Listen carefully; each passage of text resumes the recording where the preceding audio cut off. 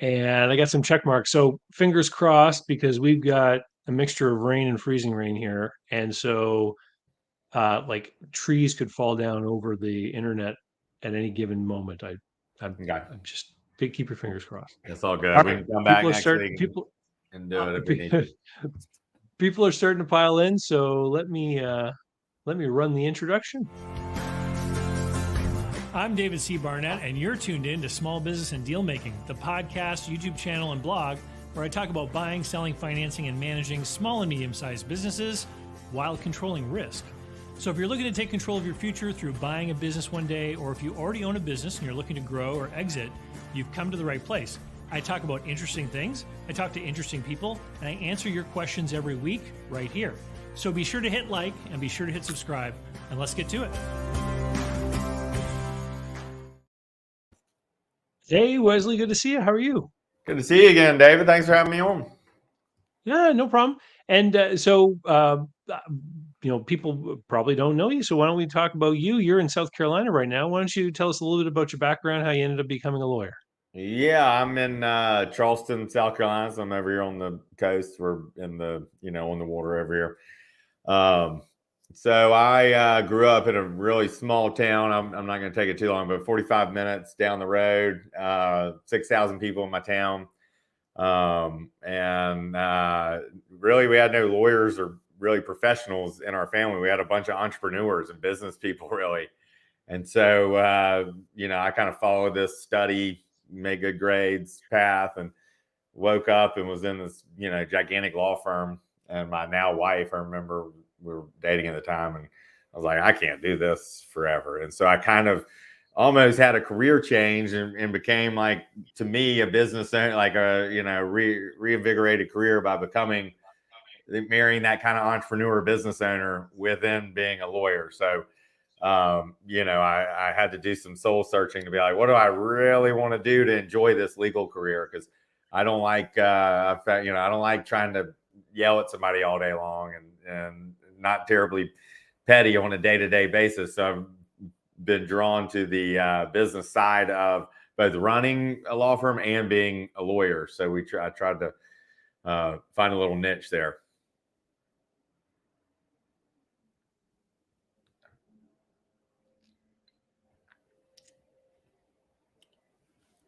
David, I'm not sure if you still got me or not. Yeah, you know what? It was just a little hiccup here with the internet, but let's keep going. Okay. So I've met quite a few attorneys actually over the course of the years who've been in these big firms and done the same thing that you have. They wanted to go out on their own. Is the difference the size of the firm, or is it the type of law that these different types of firms practice? What is the biggest difference? It's probably closer to the size. For me, it's the, like, control. So my brother and I ended up opening a law firm together. We've now got about 12 people in it, but we control our values. We control the types of cases. We control the clients. Whereas before, it's do this, bill this number of hours, come up with this pitch on this case, which you may not, may not agree with even. But it's more you're just, selling widgets of billable time. Whereas when I open my own with my brother, we get to have these bigger conversations about who do we want to help? How do we want to help them? It's still about making money and a profit and creating jobs for other people and help. But we can bring it back to having some purpose and fulfillment for me, which is a lot of it becomes more fun because I put myself in this business arena. And that's just different every single day.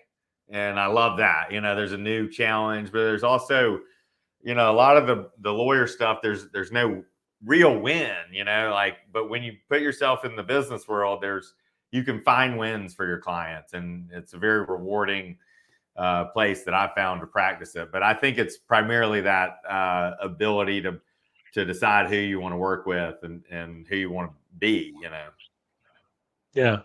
Uh, so really, I mean, this is almost the same sort of existential journey that a lot of people make when they decide to leave just the big corporate environment in any business and they want to go out on their own. It's about having control and maybe being able to execute your life more in spirit of what you think is important. Yeah, absolutely. I mean, there's obviously you take the risk, but the financial upside's bigger typically when you own your own business, as long as you can take the risk and the stress of owning it. I've always found that stress is like kind of nothing compared to the whatever I was experiencing as being the you do this. I like being a problem solver, and so the being available. I'm going on vacation next week, and I've got 3 clients with different things going on, and I'm like, call me anytime. That's not stressful to me because I'm just helping them. Sometimes it's different if a boss is like, hey, I'm going to call you on Tuesday. I'm like, I don't, it's to me, it's stressful. It has its things, but it's nothing compared to some of the, the same sort of stresses from being an employee, So, I mean, your practice, you define yourself as a practice that helps business people, right? And so, could you give us an idea of what the typical business kind of looks like for the people that you're serving? Yeah, absolutely. So I basically position myself to help business owners and various things. So a million things come up in their personal lives too, just running the business. So we do contracts, we negotiate buying deals. I call myself like a generalist of business because there are specialty lawyers within each of these. So we'll help buy businesses, we'll do trademarks, we'll do intellectual property. I'm probably best at kind of quarterbacking and helping make sure that we see the business better than some lawyers just see the job and they'll bill $30,000 on one thing and the business doesn't make $30,000 off of it or get $30,000 of value, but they did an excellent job. And so I'm pretty good at keeping the business goals as primary and understanding that the lawyers are the subcontractors to serve the business goals. And so that can be a helpful perspective, I think. It's kind of our main differentiators because we run the business. We like reading about them. We like knowing about them. And so let's say like in town, we represent a bunch of restaurants. So, someone makes an employee makes a comment to a customer, like a sexual harassment comment to another employee. So we got to stop and do an investigation, maybe come in and do some training. That same business will have like liquor license requirements, employee handbooks. They'll have partners, other locations, lease negotiations, and then just sort of other things that come up. Let's say one's not doing so well and we got to get out of the lease with minimal damage. We'll go work with the landlord and say, hey, what can we do here? And try to, just make good decisions for our clients. So this is great because I like what you're getting into. Most of the time when we talk about lawyers here on this channel, we're talking about business transactions. We're talking about buying and selling companies. But you mentioned a whole bunch of things there that are sort of run of the mill happenstance scenarios that happen when you're running a business over the course of just managing a business that all of a sudden you're going to need to have someone that you can go to, an attorney, to help you out with these things.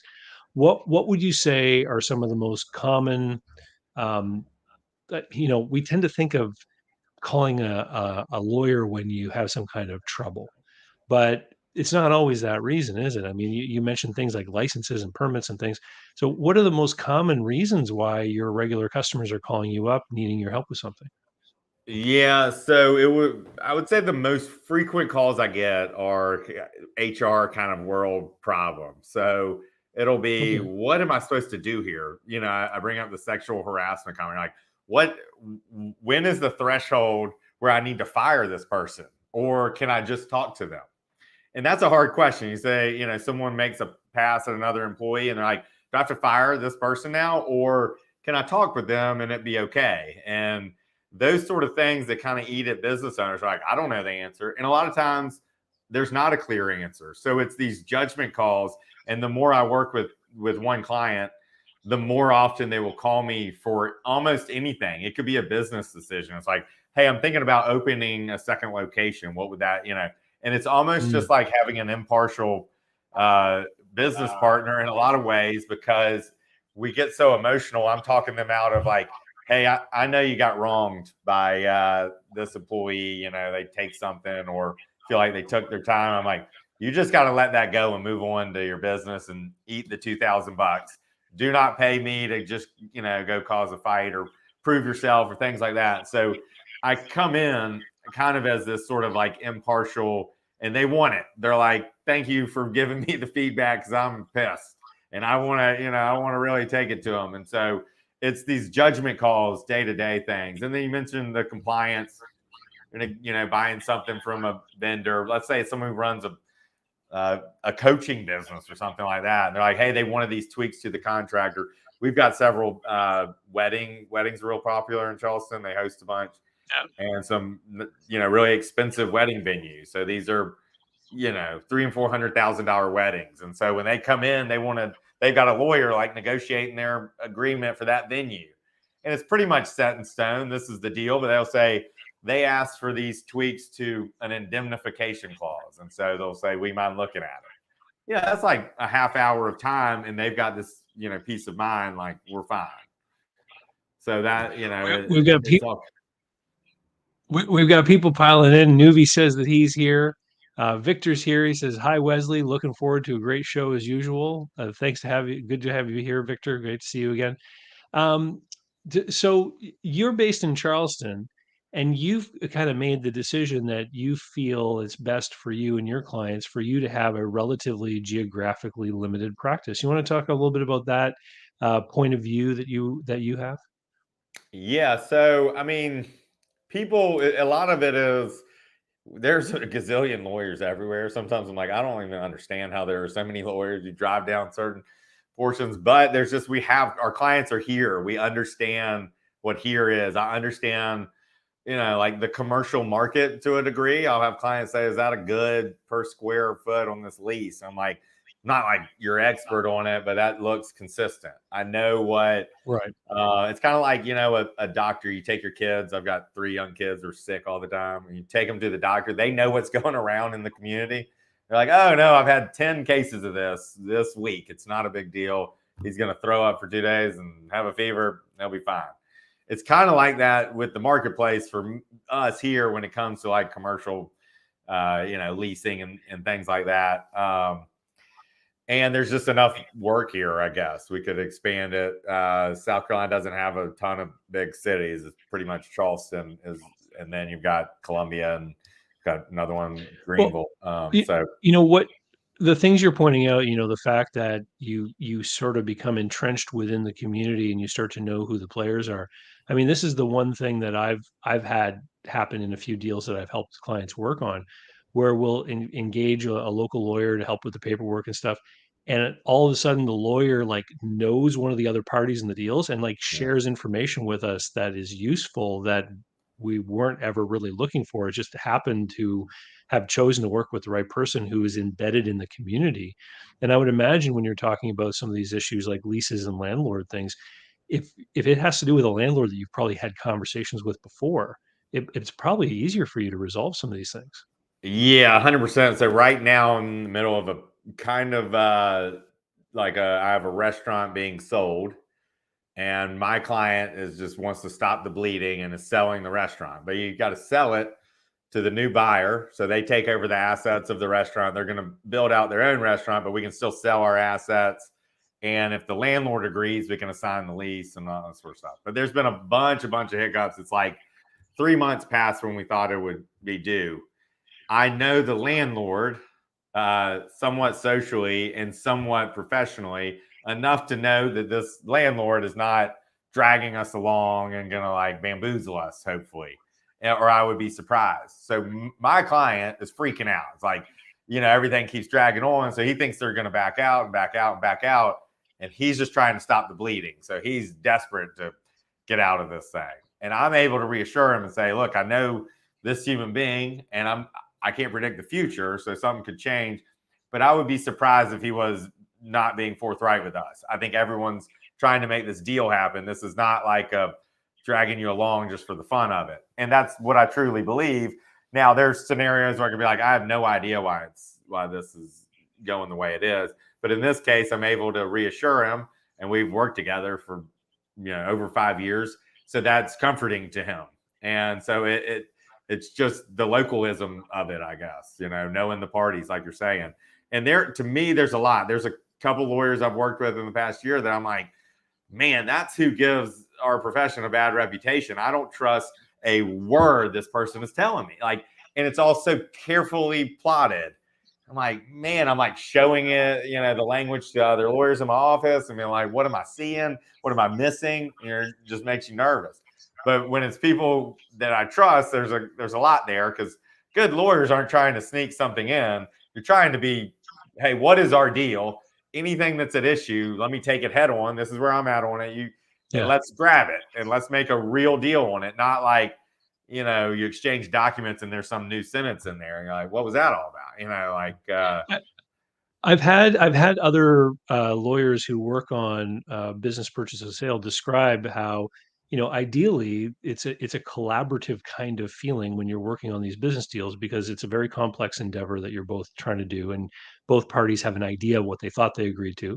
It's a matter of making sure it's accurately described on paper, and it's this working together kind of thing. But we've got other areas of the law which are very adversarial. People are going to court and they're arguing with each other and stuff.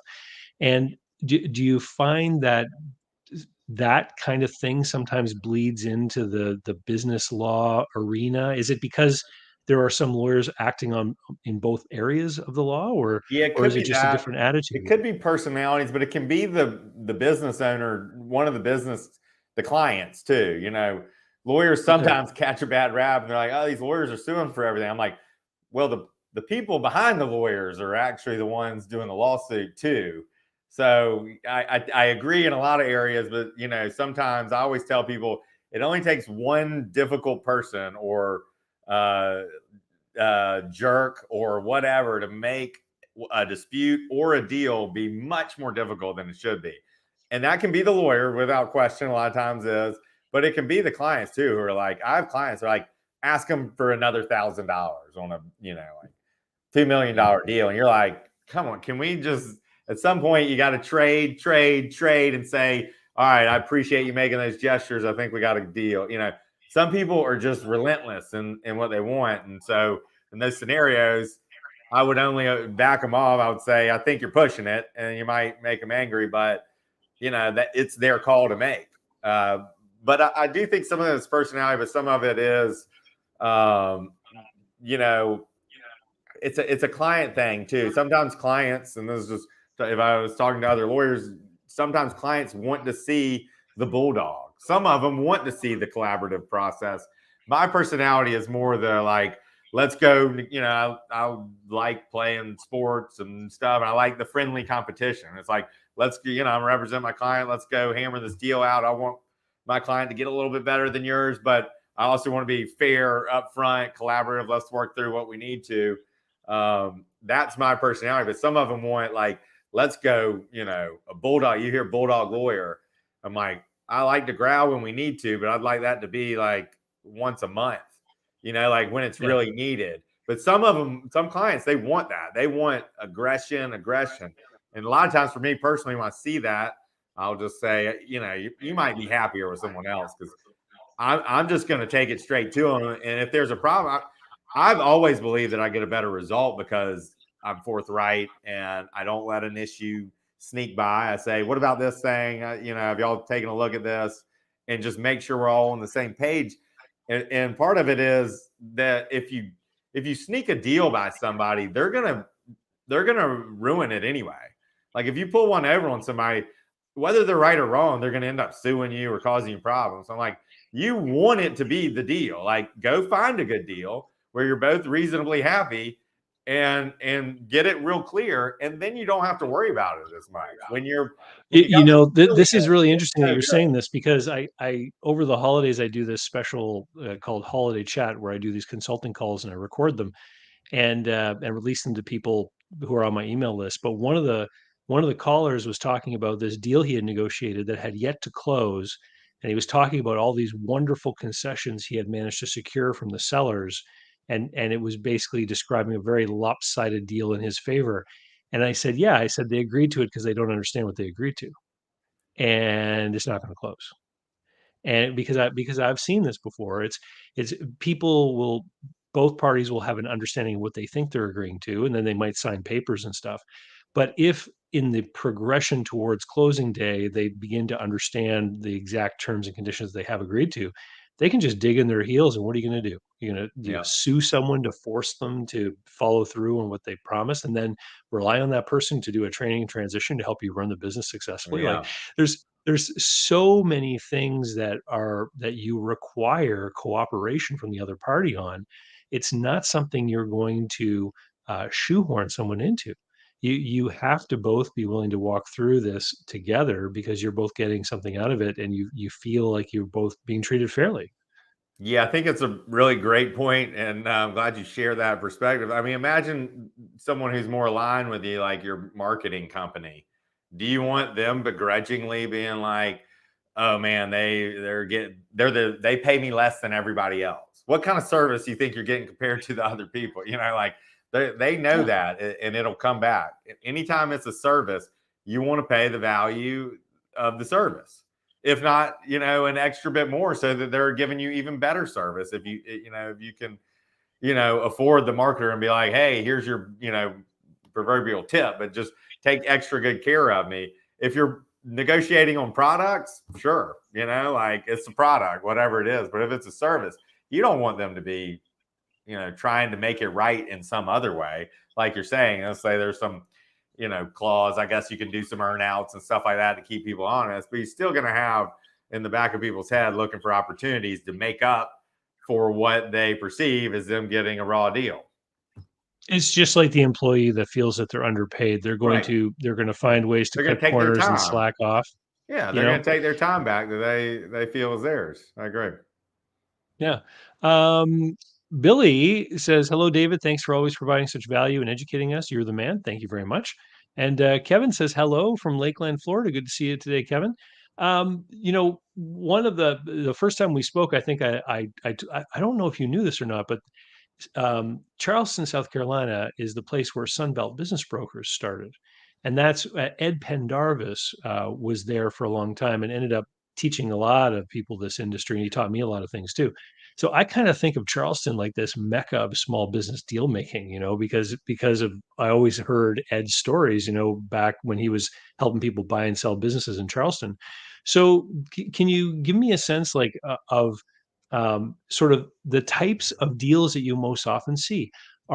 Is it the deals we hear about on the internet, like people who are buying a business and getting an SBA loan and they're kind of going through all these steps?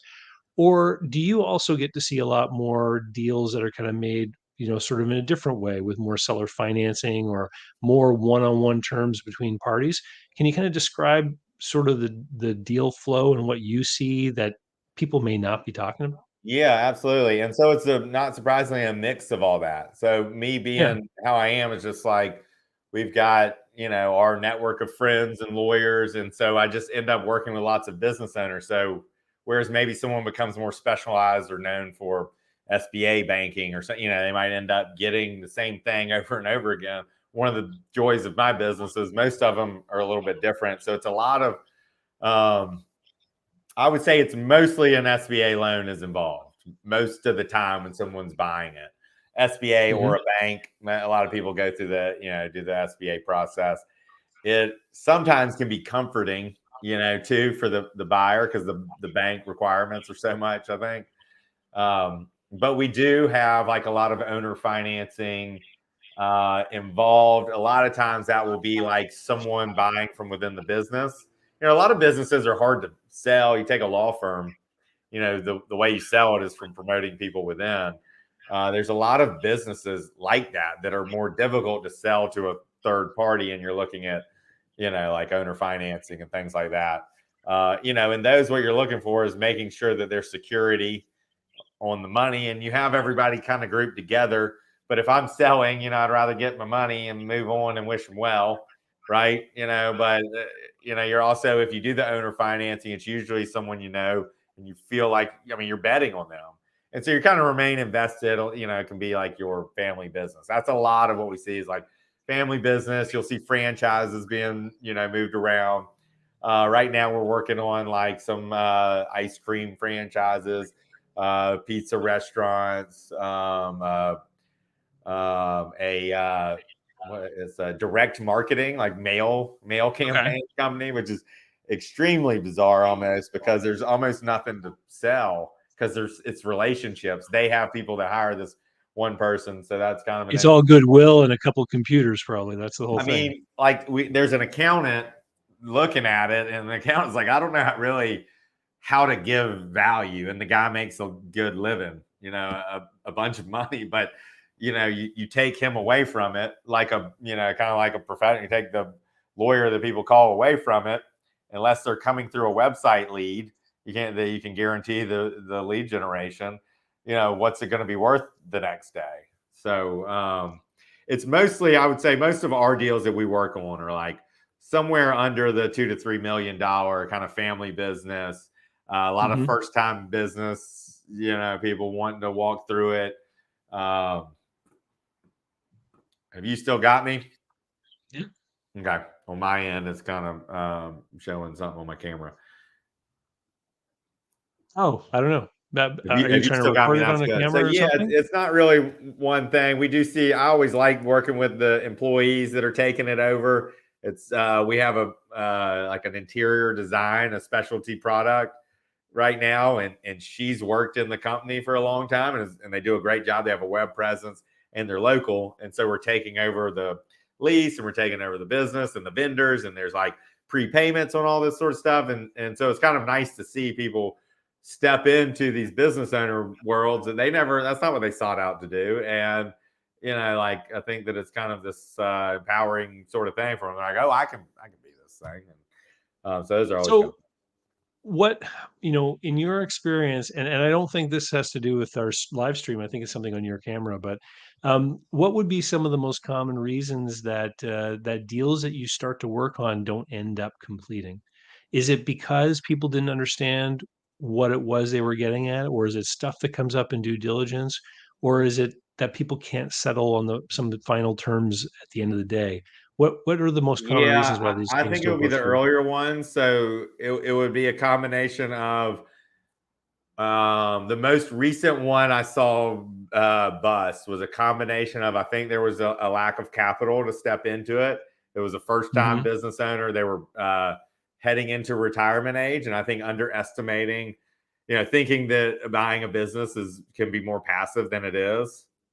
And Mm. so I think that there was a realization about how much work that, it's like a big time job he's taking on. And then also from their perspective, they thought the financials didn't line up with what they believed it to be. So I think there was a mix of like, I'm not sure this is what I thought it was, and kind of retreating into a more protective stance, and which makes sense for someone leading. This was a 60-plus-year-old gentleman to go put some of the nest egg into something that he started to get shaky on. So I do think if you overstate your business, it's going to come back on you. And then Yeah. there's also, I mean, it's a lot of things, but I would say the capital. A lot of times when I see problems, I'll have clients be like, somebody owes them, 14 grand, they're ignoring them and whatever's going on. And a lot of times I'll say, I think they're just falling on hard times. So let's take a deep breath. I don't think that, their Range Rover that they're driving is fully paid for now. So like, that's usually, a big source of the conflict is someone doesn't have the money to write the check, or doesn't have that comfort, or whatever it is, or you haven't sold them on the comfort, like, hey, this is the reason this is going to be profitable for you. So if you're selling a business, you want to be clear with them. This is what it takes for you to make whatever dollar figure a year. And then one day you could sell it for even more. So, there's got to be a reassurance without, promising the wrong thing. So this is what happens in the documents. The seller tries to disclaim everything and say, you've looked at it, it's on you, but you want to at least lay the path forward, and you can say, this is on you, but this is what I've done, and these are the results I've had, like a lawyer can look Yeah. at, but I past I've performance had a doesn't guarantee results kind of thing. But you got to let them see the road that it takes. Like, is it 40 hours a week in there, or is it 60 hours a week? It's a big difference. I've had a lot of conversations with sellers where I sort of turn the situation around. I ask, if you were going to buy this, how would we be setting this up? And how much would you be putting in? And what would you be borrowing? And do the numbers bear that? Would you be able to make a go of it? And the other thing too is that when somebody's buying a business, I mean, they're doing it because they want to avoid the risk of starting up a new business, right? We can all understand that. But the reason why you get into business is because you want to be able to provide for your family and you want to have some kind of opportunity. So the business can't be priced to the point where all the opportunity has been wrung out of it for the part on the behalf of the seller. There's got to be some meat left in it for the person Yeah, that's nuts making the out there. acquisition so that they can be successful. They're still taking a risk, even though the business is already functioning. And what we can always point out, just what you said, past performance is no indication of future results. Businesses can go into have a decline in sales. Things can change in a business. You can have unexpected expenses, etc. Uh, Things Pandemic. can happen. One of the comments you made there made me want to ask: do you ever get involved in? You still there, Wesley? Yeah, I'm here. Let me switch my camera. I think that I told you I was having some camera No, difficulties, I well, think. to everyone, hey, Wesley warned me he had a new camera, so there might be some Let's see excitement about what that. we got here. Victor says great advice regarding paying the proper price for a service. I would agree, Victor. Very good advice indeed. Um, do you ever get involved? Oh, Wesley at the stream. All right, can y'all still hear me? I can hear you. Yeah. All right, I'm gonna get this figured out. Don't you worry. Hey, it's funny because I remember seeing a clip once on TV where they were looking at live television actors like in the 1950s or something, and they would like be performing live in front of the camera, and some of the things that would happen to these people.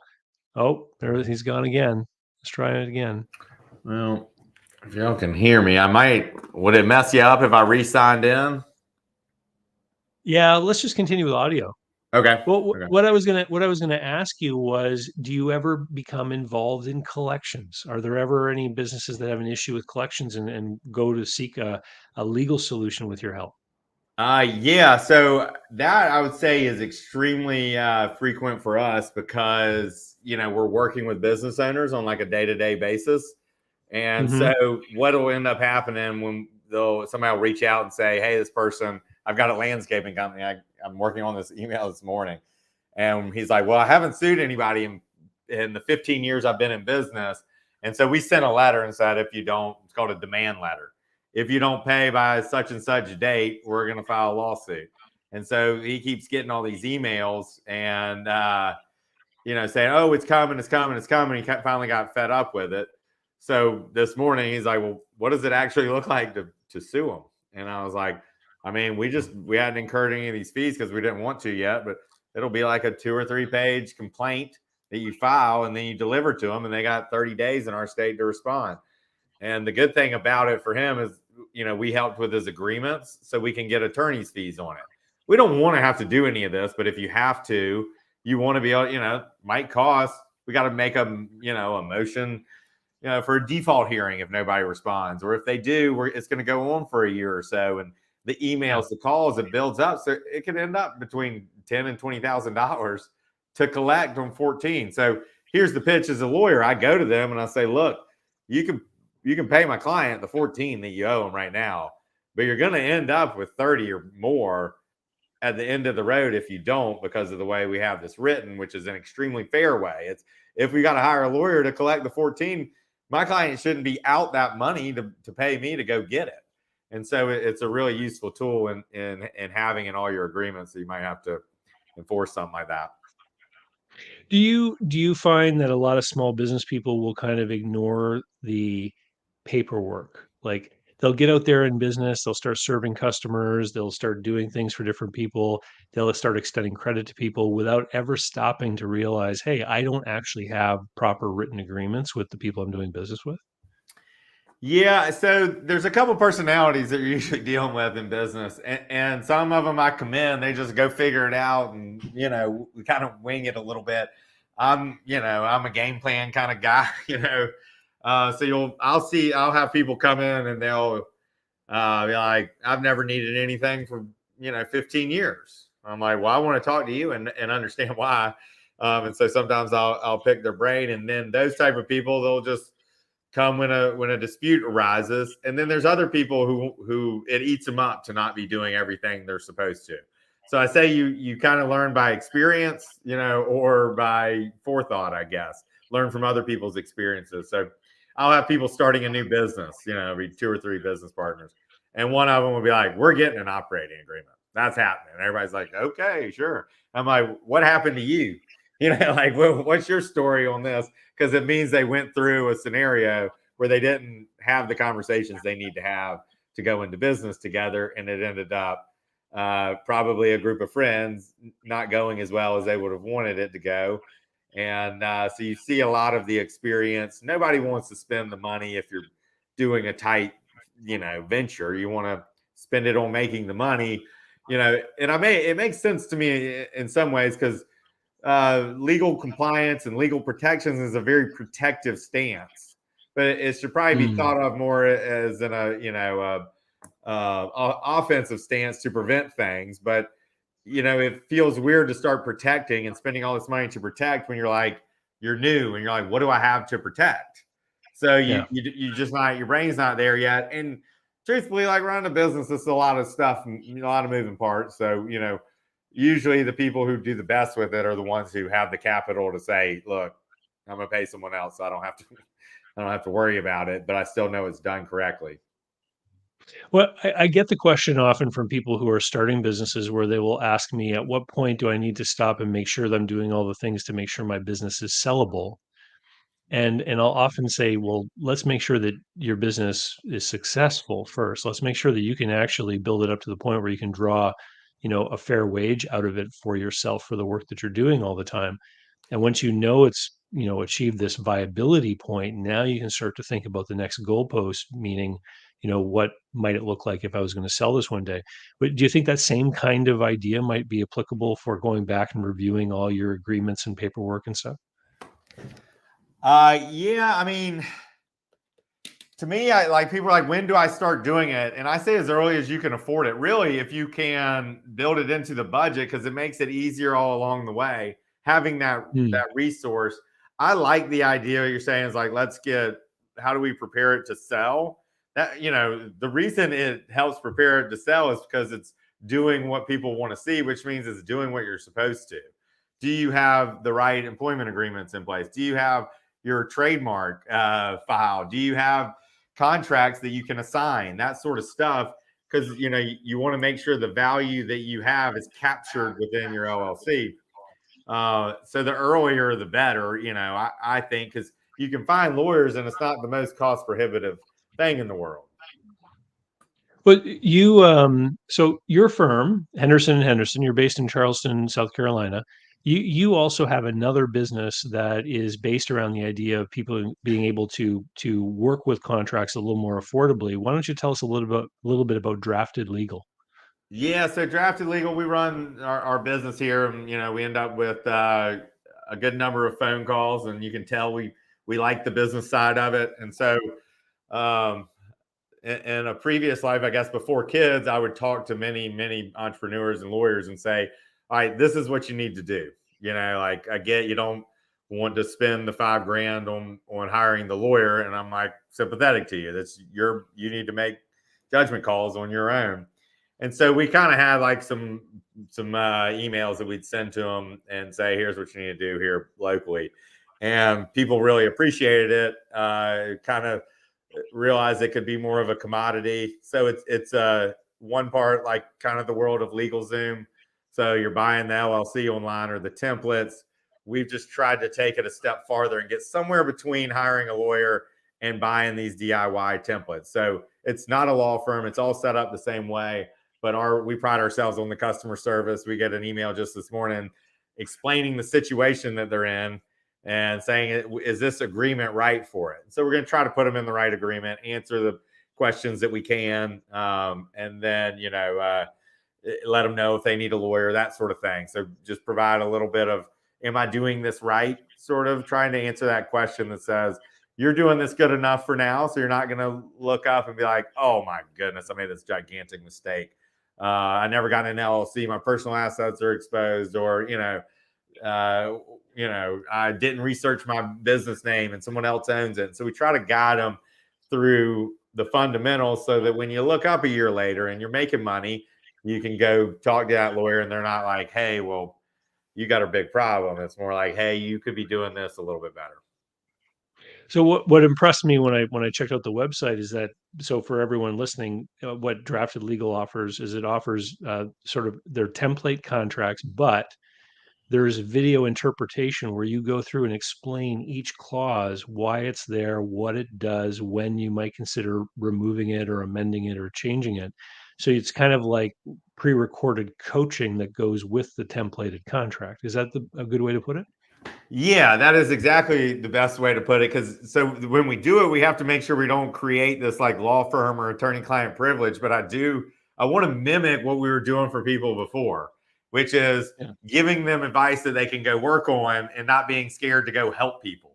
That's the whole thing. It's like, for me, creating a business is like, other than, who I married and my kids, is the best change in my life was going and creating my own business. And now we like doing it in other areas and helping people do it. So I'm like, anything I can do to nudge that and hopefully make that, a profitable and helpful business on its own, we want to be able to do. So we use videos, but also there's very detailed instructions. If some people are more, like to go through the PDF, and what it says is, what's this clause? Basically, what is it and why is it in here in layman's terms? And so it'll have, if it's a client agreement or something like that, it'll basically be like, don't touch clauses 8 through 16. These are the legalese things that you want to have in there. If something goes wrong, it's going to protect you. But on, section 1, fiddle with this, however your pricing is, and get it right, get it accurate, that sort of thing. So you take over the Word document and fill it in as needed. Because, I mean, there are a lot of people out there in the world of business, especially, who work with and use contracts and adjust contracts and make changes to contracts, who are not lawyers, who have been trained or taught or whatnot in how to use these documents. And so I think if somebody has some kind of familiarity with some of the stuff, with the content that you're providing through your service, they could probably do an okay job and feel pretty confident, like you said, until the point where they know that they want to make the investment to have it all checked and make sure that everything is actually up and up. I think that's a really good point. People ask me like the legal requirements for a contract, and I'm usually like, that it's agreed upon. So there's not like a lawyer puts a magic wand on the agreement. It's that the lawyer is used to doing it, and so they know what needs to be agreed upon. But it doesn't mean that someone that's not a lawyer can't do it. So, like, let's say if I have a new business I've never worked with. Well, I don't really know yet how to write the agreement, because I have to understand the industry before I can, understand the pitfalls and what's around the corner and things like that. So someone, a lot of times I'll say, you and I are going to have to sit down and help me understand this industry better before I can really help you. So it brings up your point, is like the industry is a primary driver of how good you're going to be at writing that agreement. It's also, you see on our drafted legal ones, we try to do industry-based bundles, and it's a very different thing than like a legal Zoom where it's just like they have a new word at the top. It's because different, a fitness business, these are like a lot of service things. A fitness business is very different than a coaching business, than a event, management business, than, and so on. Yeah, I think it's great. And so if people want to check that out, again, the URL is draftedlegal.com.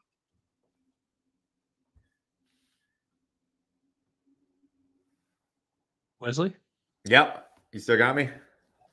Yeah, you were silent there for a moment though. Sorry. I've got all kinds of technical difficulties, but we're fighting through it. We can all just imagine you're wrestling with the cords and the cables of your machine right there now. I'm glad you're still with us. I don't know. I tried to get my image up there so it was a little less boring. I don't know if it came through. Yeah, I can see it. So it's draftedlegal.com. Yeah, draftedlegal.com. And then, so for any of your audience, if they add David, just your name, DAVID, you'll get 20% off. It's LLCs and templates. we've just started a YouTube channel that I'm new to. It's kind of like I like playing in the world of business and trying new business ideas. So we're just kind of trying to be as helpful as we can and seeing where it takes us. So send any emails in there and we'll see if we can help any of your needs. This is awesome. We have a few more comments here. Lapserdak says maybe he recommends trying a cat filter, Wesley, that might be able to help out with the camera issues. I'll And have that on deck next time. concise advice. Thank you, Concise, for reminding me to ask everyone to give the thumbs up. It's very important for the YouTube algorithm or whatever other platform you happen to be on. If you're listening to this later on a recording on a podcast, please give it a review on whatever app or platform you're listening to. Thumbs up does help tremendously with helping to find new people to come and share this information with. Wesley, this has been a great conversation. And there were a few questions that went into the comments that we weren't able to get to.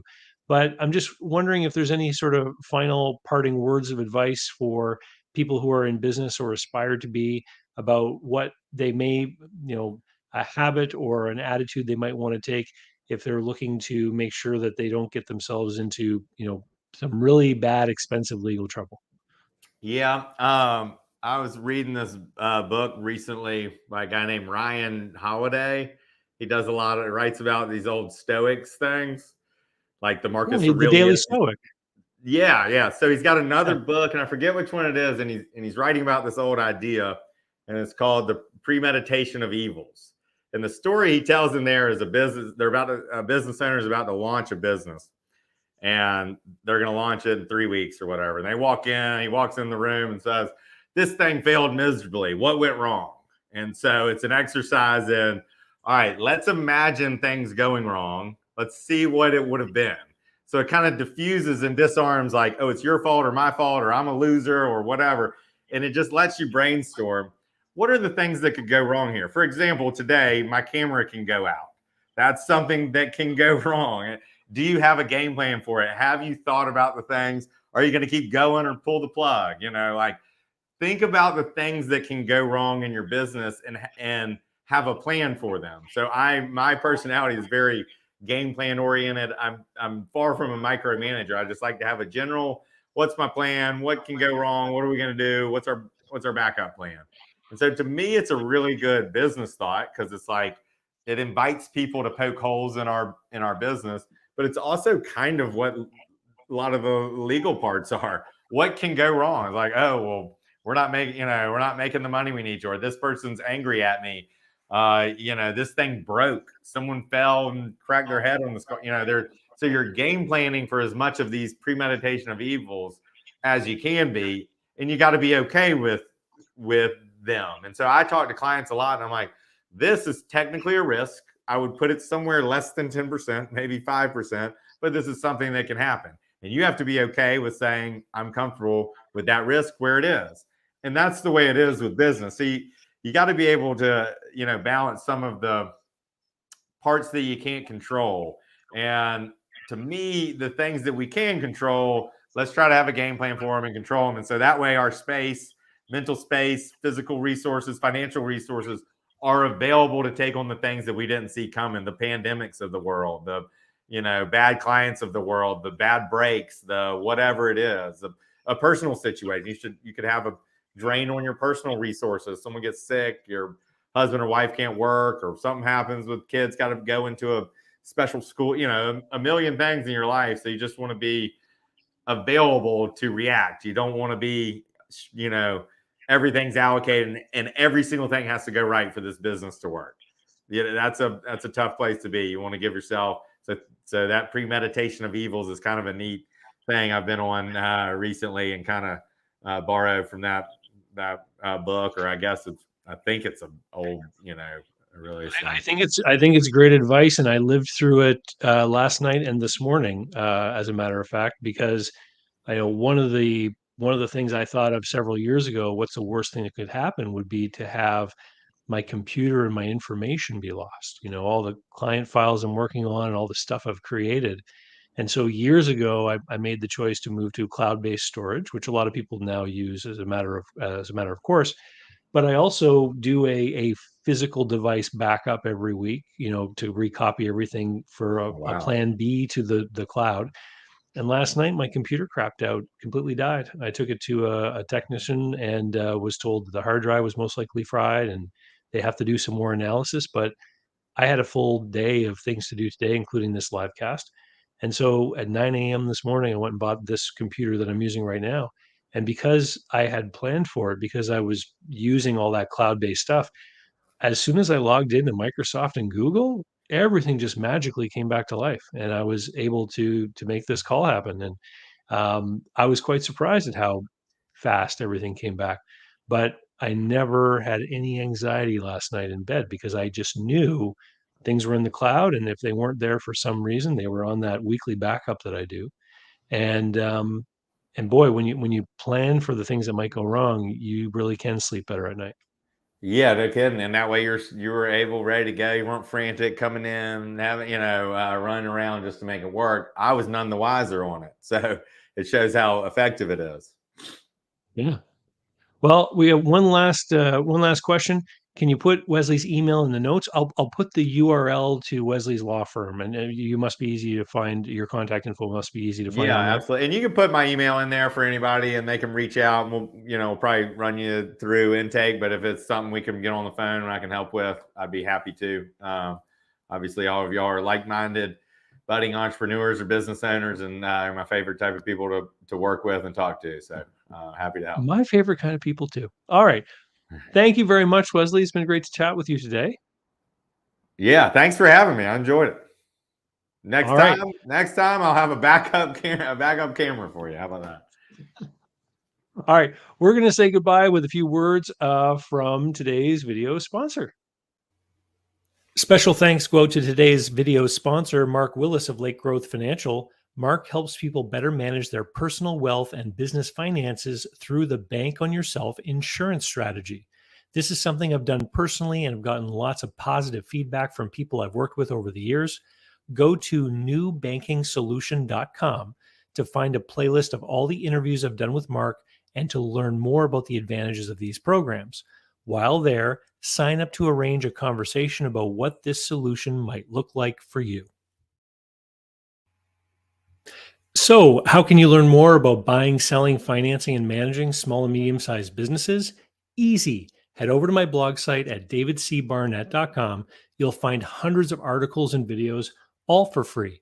You'll find links to my books and online courses, and you can sign up for my email list and get emails covering topics that interest you and be notified of new videos.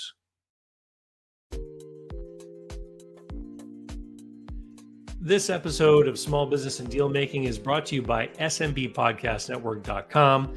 The network is a collection of podcasts and shows from around the internet, which focus on bringing you interviews with amazing guests who share actionable advice, ideas, and information for small and medium-sized business owners and entrepreneurs.